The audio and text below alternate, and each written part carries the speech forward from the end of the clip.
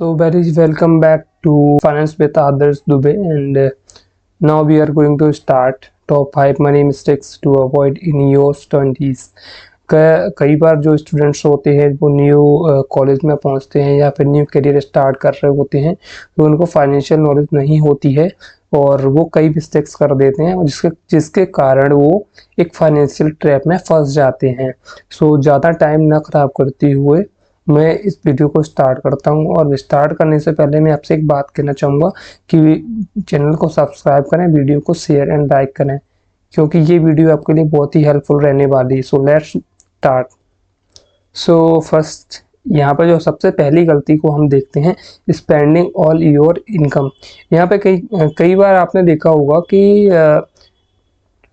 Income होती है सो कई बार उनको ये नहीं पता होता कि हमें पैसे को कैसे बचा सकते हैं। इनकम तो होती है पर वो कम होती है, तो इससे क्या है वो अपनी जो इनकम है उसे पूरा खर्च कर देते हैं। तो यहाँ पर देखते हैं many people spend there full salary. अब जिन पीपल को जो सैलरी मिलती है वो अपनी एक महीने के अंदर पूरे सैलरी को ख़त्म कर देते हैं। नो सेविंग, इनके पास कोई सेविंग नहीं होती है। No control, just living for the moment, this is the risky. अब वो अपने इस पैसे को नहीं बचा पाते हैं तो यह उनके आगे आने वाले टाइम के लिए बहुत ही रिस्की हो जाता है। ठीक है, तो व्हाट टू डू इंस्टीड। अब हम इसकी जगह पे क्या कर सकते हैं? ठीक है, हम ऐसा क्या करें जिससे हमारी जो इनकम है वो पूरी स्पेंड ना हो। तो यहाँ पे कुछ पॉइंट्स दिए हैं। Always save a part of your income. आप जो इनकम करते हैं उसका जो पार्ट है कुछ ना कुछ पार्ट आपको उसमें से बचाना चाहिए। जैसे कि मैं पहले ही आपको एक वीडियो में क्लियर कर चुका हूँ 50-30-20 रूल में। ठीक है, वही यहाँ पे बताने जा रहा हूँ कि ट्राई 50-30-20 रूल। ठीक है, अब इस रूल के अंदर क्या है, 50% फॉर नीड्स। आपकी नीड क्या है? रेंट, फूड है ना, ट्रेवल, इन सब चीज़ों के लिए आप 50% खर्च करते हो। 30% जो आप अपने वांट, आपको शॉपिंग करना है, ठीक है, आपको नेटफ्लिक्स का सब्सक्रिप्शन लेना है, इन चीज़ों के लिए आप 30% खर्च करते हो और 20% आप सेविंग इन्वेस्टमेंट में डालते हो। तो ये एक बहुत ही कह सकते हैं बहुत ही बेस्ट प्लान होता है। आपकी जो इनकम है और आपने खर्च भी कर लिया और आपने आगे के जो इमरजेंसी के लिए आपने अपने जो मनी है उसको इन्वेस्ट कर दिया और सेविंग कर लिया। ठीक है, हम यहाँ पे सेकंड सबसे बड़ी गलती क्या होती है, using credit card without control. अब भाई सब लोग क्रेडिट कार्ड तो बनवा लेते हैं पर उनको ये नहीं पता है कि इसका यूज कैसे करना होता है। तो वो क्या करते हैं, स्वाइप ना, पे लेटर साउंड इजी। भाई पे लेटर के लिए डाल देते हैं, उसमें ओवर जो पेमेंट होता है वो कर देते हैं। But if you spend more than you can pay. तो यहाँ सिर्फ एक ही बात ये बोल रहा है, इसका मतलब ये होता है कि अगर आप ओवर मनी पे करते हो तो आप एक फाइनेंशियल ट्रैप में फंस जाते हो, आपके ऊपर एक कर्ज हो जाता है। ठीक है, आप डेट बढ़ जाता है, जिससे क्या होता है, आप late fees, interest, your money is gone. अब इन चीज़ों में जो आपने ओवर खर्च कर लिया था उसमें तो आपकी मनी चली गई। अगर आपकी लेट फीस हो जाती है, ठीक है, इंटरेस्ट ज़्यादा लगता है, तो इस कारण से भी, ये एक रीजन से भी लोग फाइनेंशियल ट्रैप में फंसते हैं। ठीक है, अब हम क्या कर सकते हैं, व्हाट टू डू, क्या करें? सही बात है। तो यहाँ पे देखो, सबसे पहले use credit card only if you can repay in full. अगर आपने जो पैसा क्रेडिट कार्ड से खर्च करा है, क्या आप उसे पूरा रीपे कर सकते हो? अगर रीपे कर सकते हो तो ये बहुत अच्छा मान सकते हैं। ठीक है, सेकंड पॉइंट बोलता है don't buy think just because you have a card.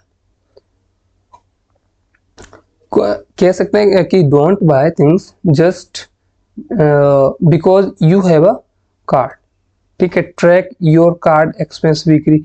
आप जो एक्सपेंस कर रहे हैं, ठीक है, जो एक वीक में जितना एक्सपेंस कर रहे हैं कार्ड से, उसको ट्रैक करने की भी यहाँ पे बात करता है। ठीक है, और थर्ड पॉइंट जो होता है वो बोलता है not starting investment.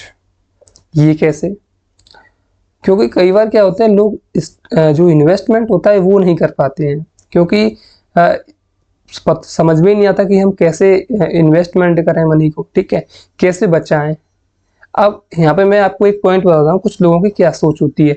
Most people think investment is for later after 30। कई लोग तो 30 साल के बाद जो इन्वेस्टमेंट होता है उसको स्टार्टिंग करते हैं, तो ये सही नहीं है। तो यहाँ पे क्या बोलते हैं सजेशन में, but starting early help you growth wealth easily. आप अगर जल्दी अपना एक इन्वेस्टमेंट स्टार्ट कर देती हो तो वहाँ पे आप एक बहुत ही अच्छी जो वेल्थ होती है उसे आप क्रिएट कर सकती हो with compound interest. Compound interest में लाइक मैं एक पॉइंट लेकर समझाता हूँ। अगर आपको 1 साल का इंटरेस्ट 10,000 रुपये मिल रहा है, तो अगर आपने 1 लाख रुपए इन्वेस्ट करे हैं, 10,000 रुपये इंटरेस्ट हो गया, तो 1,10,000 रुपये हो गए। अगर आपको अब नेक्स्ट ईयर का अगर पैसा मिलता है तो वो जो इंटरेस्ट होगा वो 1,10,000 रुपये के ऊपर बनेगा, ना कि 1 लाख रुपये के ऊपर।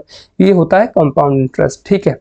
तो व्हाट टू डू, अब हम यहाँ पे क्या करें, start with small monthly SIP। आप एक यहाँ पे मंथली SIP कर सकते हो जो 500 रुपये से स्टार्ट करो, या आप 100 रुपये से भी स्टार्ट कर सकते हो, कोई इशू नहीं होता, ठीक है। ट्राई म्यूचुअल फंड्स और इंडेक्स फंड।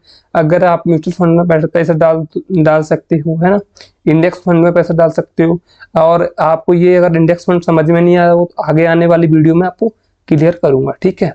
और don't wait for the right time, start now. कभी भी इंतजार मत करो कि कब सही समय आएगा और मैं कब पैसे इन्वेस्ट करना स्टार्ट करूंगा, ठीक है। अब चौथी गलती क्या होती है, इंक्रीजिंग एक्सपेंस विद इनकम। भाई आपकी इनकम कम है, आप एक्सपेंस ज्यादा कर रहे हो, तो ये तो बहुत बड़ी प्रॉब्लम वाली बात है। तो व्हेन सैलरी इंक्रीज, जब आपकी सैलरी इंक्रीज होती है, मैनी स्टार्टिंग स्पेंडिंग। और अगर भाई जब लोगों की जो इनकम है वो तो बढ़ती है, तो वो क्या करते हैं, नए नए गैजेट्स खरीदते हैं और ब्रांडेड क्लॉथ्स खरीदते हैं, ट्रिप पे जाते हैं, तो ज्यादा एक्सपेंस कर देते हैं। But saving doesn't increase. वो अपनी सेविंग को इंक्रीज नहीं करते बट अपने एक्सपेंस को बढ़ा लेते हैं, अपने खर्चों को बढ़ा लेते हैं। This is called the life style inflation. यहाँ पे लोग अपने लाइफ स्टाइल की इन्फ्लेशन को स्टार्ट कर देते हैं, क्योंकि वो अपने एक लॉन्ग टर्म की वेल्थ क्रिएट नहीं कर पाते हैं। शॉर्ट टर्म का दिखता है कि हमने इतना खर्च किया और ये चीजें खरीद ली, ये चाहे ये जूते हैं, शूज हैं, कपड़े हैं, बहुत चीजें खरीद लेते हैं बस। पर आगे के लिए कोई ऐसा चीज नहीं होती जहाँ पे वो अपने पैसे को एक सही से यूज कर सकें या सेविंग कर सकें, ठीक है। अब सबसे बड़ा बढ़िया रास्ता क्या है, इंक्रीजिंग सेविंग विद इनकम, ठीक है। सेविंग के साथ अब जो अब इनकम हो रही है वहां पे आप अपने सेविंग को बढ़ाओ। Spend wisely not so others.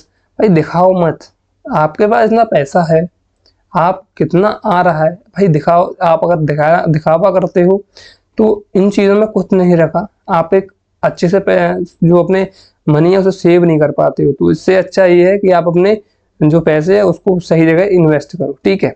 Stay simple, your future self will thank you, ठीक है। आप सिंपल रहो और अपने एक कह सकते हैं कि अपने लाइफ के लिए और अपने आगे के अच्छे लाइफ के लिए आप इसको इन्वेस्ट करो, ठीक है। और पांचवी सबसे बड़ी गलती क्या होती है, पांचवी जो गलती होती है, नो इमरजेंसी फंड। आपके पास कोई इमरजेंसी फंड नहीं होता। आप कई बार आप बीमार हो जाते हो, घर में कोई इमरजेंसीज आ जाती हैं, तो आपके पास पैसा नहीं होता है, आप कंफ्यूज होते हो आप करें क्या। तो इसके लिए क्या है, लाइफ इज अनसर्टेन। आपको पता है कि लाइफ अनसर्टेन है, ठीक है।